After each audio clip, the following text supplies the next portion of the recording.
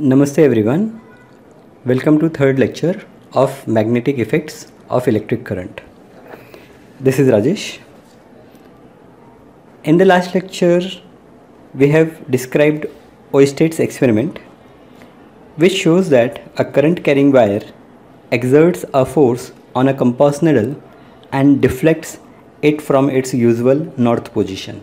Since a compass needle is actually a small freely pivoted magnet, we can also say that the current carrying wire exerts a mechanical force on magnet, and if the magnet is free to move, this force can produce a motion in the magnet.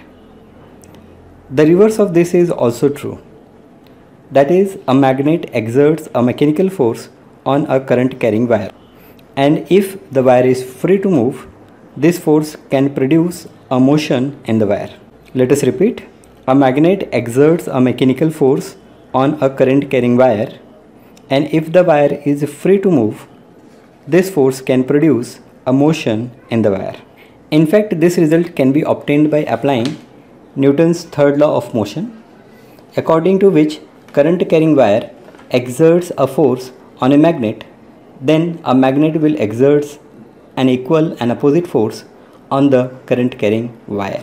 In 1821, Faraday discovered that when a current carrying conductor is placed in a magnetic field, a mechanical force is exerted on the conductor, which can make the conductor move. Now here you can see the experimental setup. We have taken one horseshoe magnet. We have connected one conductor with the help of battery and stand. Now as magnetic field is always moves from north to south, I can show direction of magnetic field from bottom to top, that is from north to south. And we have placed conductor which is perpendicular to this north-south direction. Now when I switch on the battery, then current will start flowing in this particular conductor from this point to this point, right? So let us do this experiment and see how the conductor is moving. Now, as seen in this experiment, when I switch this battery on, the current flows in the conductor from this point to this point. The direction of magnetic field is from north to south. The conductor is perpendicular to this magnetic field, and when current is flowing in this particular direction, the conductor is moving in this direction, which is again perpendicular to the direction of this conductor as well as perpendicular to the direction of magnetic field.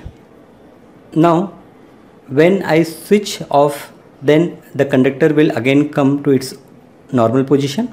Then I change the battery to switch the current in opposite direction. Now when the current flows in opposite direction, then we can see that the conductor moves in opposite direction. So here we have seen that when a current carrying conductor is placed perpendicular to the direction of magnetic field and current passes through it, then the conductor moves in a direction perpendicular to both the direction of magnetic field as well as the direction of conductor. Now when we switch or when we change the direction of current, then the direction of force also reverses. The same is true for the direction of magnetic field. When we reverse the direction of magnetic field, we find the force which acts on the current carrying conductor also reverses its direction. From this experiment, we conclude that the direction of force acting on current carrying conductor placed in a magnetic field is perpendicular to direction of current and perpendicular to direction of magnetic field. The maximum force is exerted when the current carrying conductor is perpendicular to direction of magnetic field, and no force exerts on the current carrying conductor when it is parallel to magnetic field. So if I move the direction of this conductor and I make it parallel to this north-south direction, then in that case what I find that the conductor is not moving at all, that is no force is acting on the conductor. Thus we can say that when a current carrying conductor is placed in a magnetic field, then a force act on the current carrying conductor, and the force acting on current carrying conductor is perpendicular to both the direction of conductor as well as direction of magnetic field. Now if we know the direction of current flowing in the conductor and direction of magnetic field, then we can find out the direction in which conductor is moving. So we can do this with the help of Fleming's left hand rule. Now as you can see in the diagram, hold the forefinger, the center finger and the thumb of your left hand at right angle to one another. Adjust your hand in such a way that forefinger points in the direction of magnetic field and center finger points in the direction of current. Then the direction in which thumb points gives the direction of force acting on the conductor.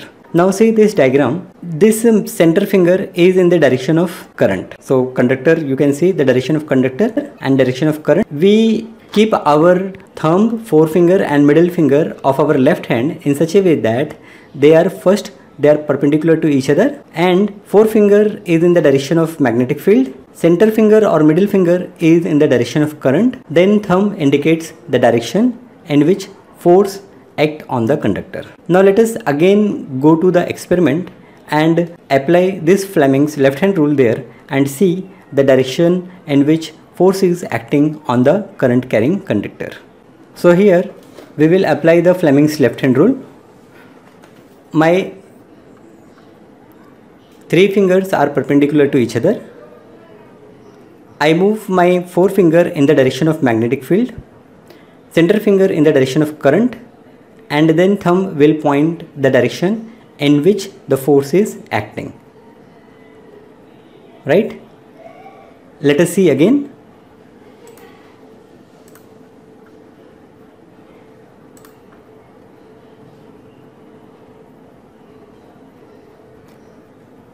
The thumb indicates the direction in which force is acting on the conductor. So see,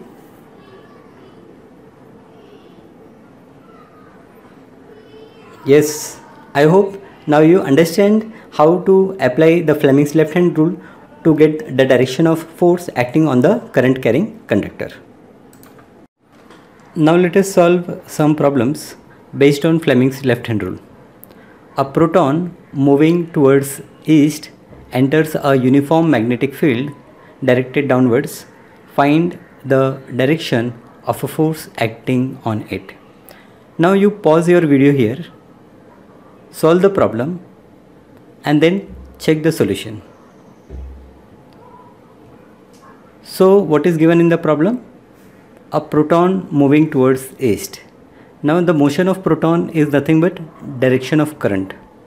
So your current is moving towards east.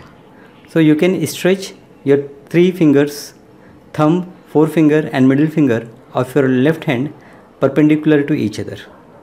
Now the middle finger, as it indicates the direction of current, point this middle finger towards east. The direction of magnetic field is given downward. So you point your index finger, first finger, in a downward direction and then see in which direction thumb is indicating. The direction of thumb will be your direction of force. So your correct answer will be north direction. Now let us see the second question.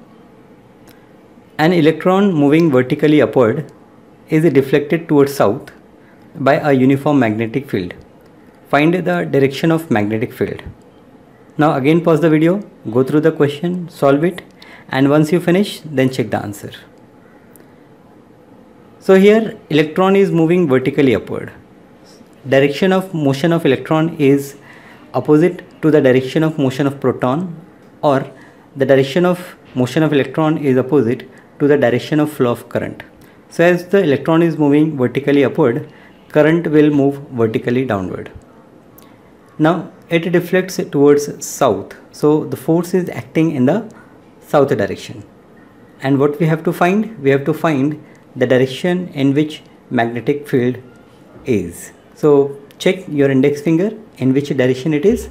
That gives you the direction of magnetic field. So here your correct answer will be east direction. Let us move to next question. Think you are sitting in a chamber with your back to a wall, an electron beam moving horizontally from back wall towards the front wall is deflected by a strong magnet to your right side. What is the direction of magnetic field? Again here, you pause the video, solve yourself and then check the answer.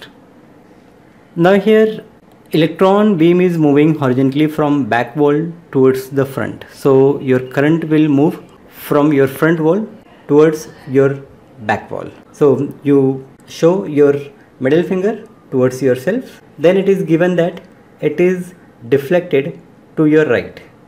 So indicate the direction of thumb towards right. Then your first finger, your forefinger will indicate the direction of magnetic field. So here the direction of magnetic field will be downward direction. Next problem. A current passing vertically through a horizontal magnetic field experiences a force. What happens to the force when the current direction reverses? So as you reverse the direction of current, what will happen?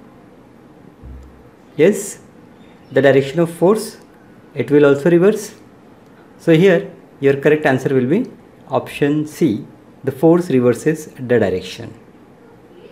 Next question. A wire carries current I, flows in a region of uniform magnetic field B that points to right. The wire experiences an upward force F. Which of the following shows the current direction? Now here you can see that if the direction of current is into the screen, then we will use this symbol, and when it is out of the screen, that is when current is coming towards you, then you are going to use this symbol. So they have given the direction of magnetic field as well as direction of force. So again you stretch your three fingers, that is thumb, forefinger and middle finger of your left hand, such that your forefinger is in the direction of B, force is in the direction vertically upward, then see in which direction current I is. You will find that current I is towards you, that is it is out of the screen. So your option A is correct answer. Now the next question. Ariel, a young electron, runs away from home and heads towards south. Now electron is moving towards south. After some travel, she enters a magnetic field and immediately feels an invisible force towards east. So the electron is experiencing force towards east. This frightens Ariel greatly and she promptly makes a turn and heads back home. Now we have to tell in which direction magnetic field is. Towards north, towards west, upward or downward. Now try yourself. You will get answer C as your correct answer. So I hope you are now clear with Fleming's left hand rule, right? Okay.